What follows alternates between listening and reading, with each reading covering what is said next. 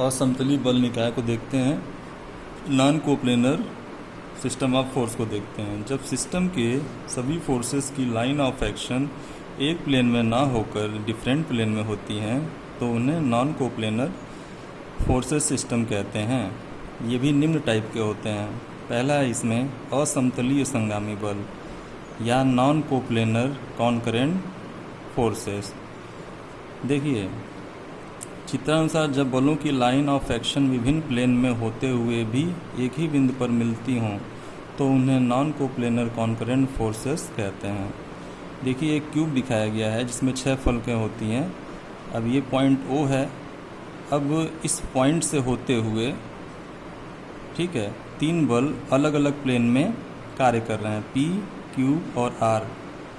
ठीक है, बलों की लाइन ऑफ एक्शन विभिन्न प्लेन में होते हुए भी एक ही बिंदु पर मिलती हैं। देखिए ये इस प्लेन में कार्य कर रहा है P, ये दूसरे प्लेन में है और ये इस प्लेन में, और इनकी जो है लाइन ऑफ एक्शन विभिन्न प्लेन में होते हुए भी एक ही पॉइंट O पर मिल रही हैं। तो इनको कह सकते हैं कि ये नॉन कोप्लेनर कॉन्करेंट फोर्स हैं, सिस्टम ऑफ फोर्स हैं। दूसरा है असमतलीय असंगामी बल, non coplanar non concurrent force system. जब बलों की क्रिया रेखाएं विभिन्न प्लेन में तो हों बट एक पॉइंट पर न मिलें उन्हें non coplanar non concurrent system of force कहते हैं।